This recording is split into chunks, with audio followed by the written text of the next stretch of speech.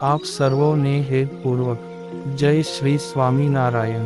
આજની સત્સંગ કથા વાર્તા નિજ મંદિર સાવરકુંડલા। આજની સત્સંગ કથા વાર્તામાં આપણે ચાતુર્માસ ઉત્સવ કથા અંતર્ગત સમસ્ત લુહાર જ્ઞાતિના આધાર એવા દેવતણખી બાપા અને લીરલબાઈની વિશેષ મહાત્મ્ય કથા સાંભળશું। આપણા જૂનાગઢ જિલ્લાના મજેવડી ગામમાં સંત શ્રી દેવતણખી બાપા તથા તેમના પુત્રી લીરલબાઈનું સમાધિ મંદિર આવેલું છે। અહીં સમસ્ત લુહાર જ્ઞાતિ સહિત અનેક શ્રદ્ધાળુઓ પોતાના પરિવાર સાથે આવીને શીશ નમાવી અઢળક આશીર્વાદની પ્રાપ્તિ કરે છે। દર વર્ષે અષાઢી બીજના દિવસે વિશાળ શોભાયાત્રા સાથે ભવ્યાતિ ભવ્ય મેળો ભરાય છે।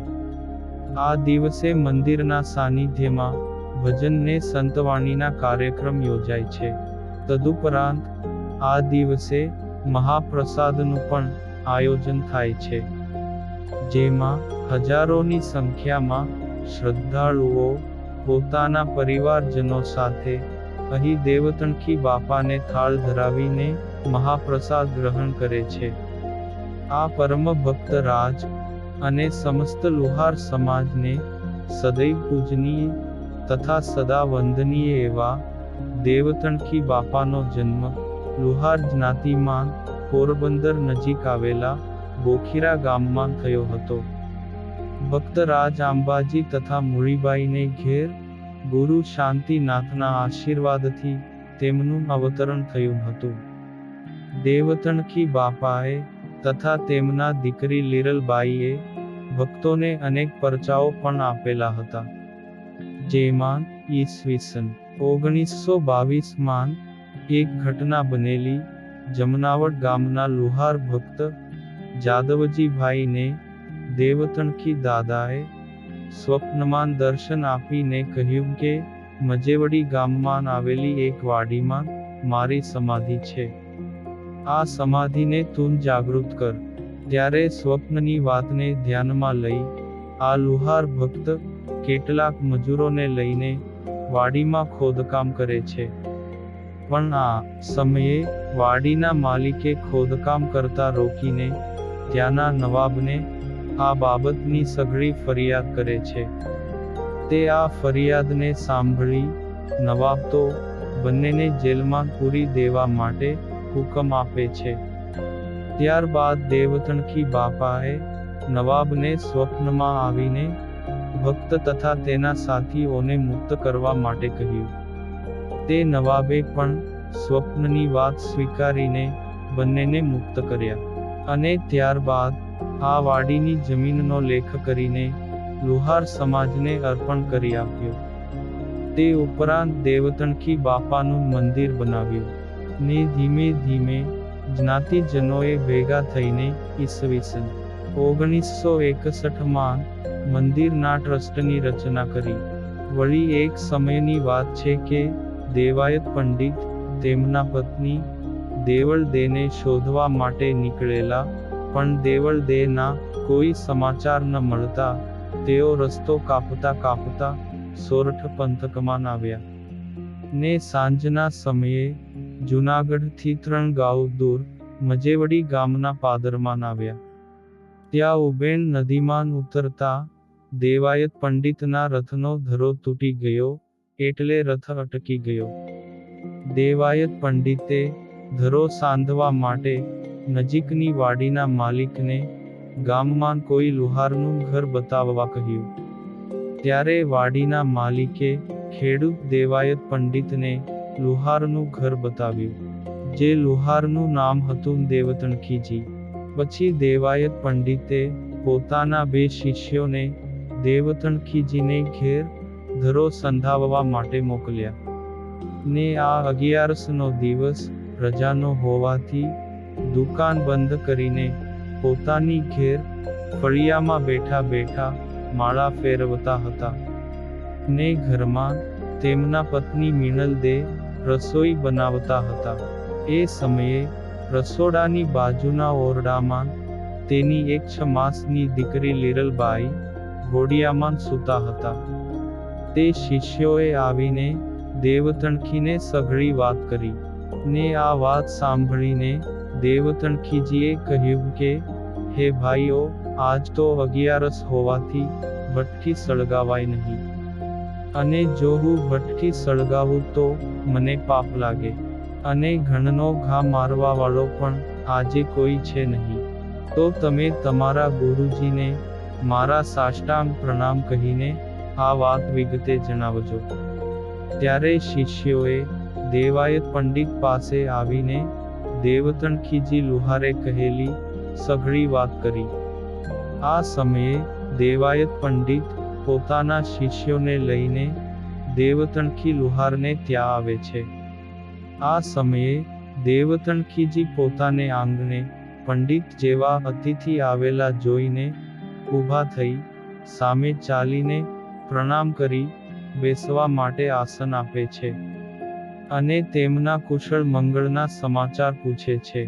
અને પછી વાત કરતા કરતા દેવાયત પંડિતે પોતાના રથનો ધરો તુરંત જ સાંધી આપવા માટે આગ્રહ કરે છે.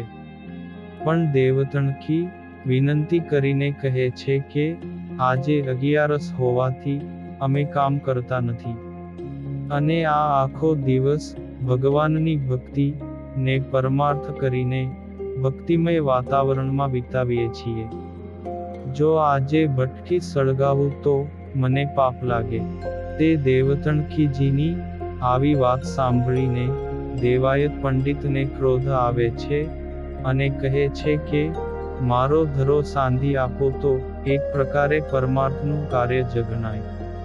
માટે તમે મારું કામ કરશો તો તમને પાપ નહીં લાગે. અને જો પાપ લાગે તો તે મારા માથે ગણાશે. કારણ કે હું અત્યારે સંકટમાં છું, માટે તમે મારી મદદ કરો. ત્યારે દેવતણખીજીએ કહ્યું કે જો એમ જ હોય તો આપણે બંને સાથે મળીને આ પરમાર્થનું કાર્ય કરીએ. પછી ભઠ્ઠી સળગાવીને ધરાનો તાપ હું લઈશ, પણ ઘા તમારે મારવો પડશે. ત્યારે દેવાયત પંડિતને મનમાં થયું કે ગમે તે રીતે પણ આ દેવતણખી મારી પાસે ઘણના ઘા મરાવવા માંગે છે. અને જો હું એમ નહીં કરું તો રથનો ધરો સંધાશે નહીં. એટલે તે મનમાં વિચારે છે કે મારે પણ દેવતણખીને કંઈક કરી બતાવવું પડશે. પછી દેવતણખીજીએ ભઠ્ઠી સળગાવી અને માતાજીનું નામ લઈને ધરાને સાંધવા માટે ભઠ્ઠી માન મૂકે છે. તે ધરાને તાપ આવ્યો ત્યારે ધરો બહાર કાઢીને તેમાં ગરમ રસ ભર્યો.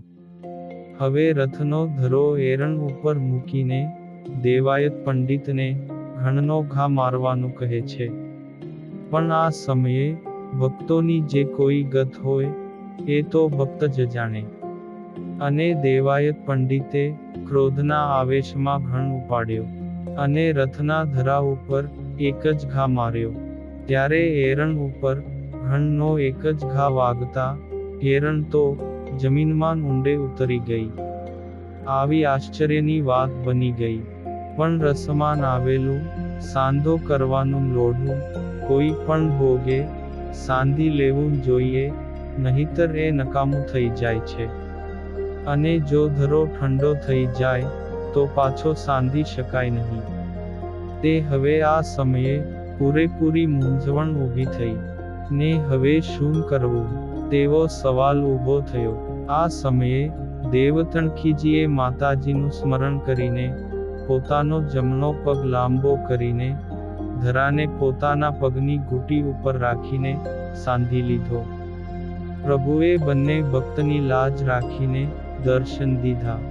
બંને ભક્તોનો ગર્વ ઉતરી ગયો અને ધરો કેમ સંધાઈ ગયો તેની પણ કોઈને ખબર પડી નહીં. પછી પ્રભુ અંતર્ધાન થયા અને એ જ સમયે બંને ભક્તો ભેટી પડ્યા. અને ભક્તો જ્યાં ભેગા થયા ત્યાં તો ભક્તિ થનગની ઉઠી ને રાત્રિના સમયે ભક્તોએ વાળું પાણી કરીને આખી રાત ભગવાનના ભજન કીર્તન કર્યા.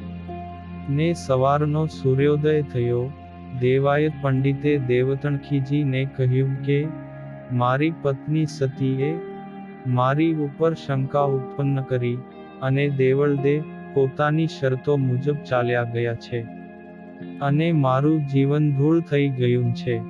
મારા શિષ્યોને લઈને હું એમને શોધવા નીકળ્યો છું, પણ ક્યાંય તેની ભાળ મળતી નથી. ત્યારે આ દેવાયત પંડિત અને દેવતણખીની વાત 6 મહિનાની દીકરી લીરલબાઈ ઘોડિયામાં સૂતા સૂતા સાંભળે છે. અને એ સમયે દેવાયત પંડિત સામે જોઈને હસે છે, અને કહે છે કે કાકા, મારા કાકી દેવળદેવ ગિરનારની ગોદમાં આવેલા નરોહર ગઢની ધર્મસભામાં બેઠા છે. દેવાયત પંડિત અને તેના 4 શિષ્યો ગિરનારની ગોદમાં નરહર ગઢ આવે છે, ને ત્યાં આવીને દેવળદેવની માફી માંગે છે. ત્યારે દેવળદેવે કહ્યું કે માફી આપનાર હું કોઈ નથી, એ તો પરમાત્મા જ છે. આટલી વાત પૂર્ણ કરીને તે દેવળદેવ ગિરનારની તળેટીમાં જ રહ્યા, અને દેવાયત પંડિત સહિત સર્વે શિષ્યોને આશીર્વાદ આપીને પોતાના વતન પાછા ફરવા કહ્યું.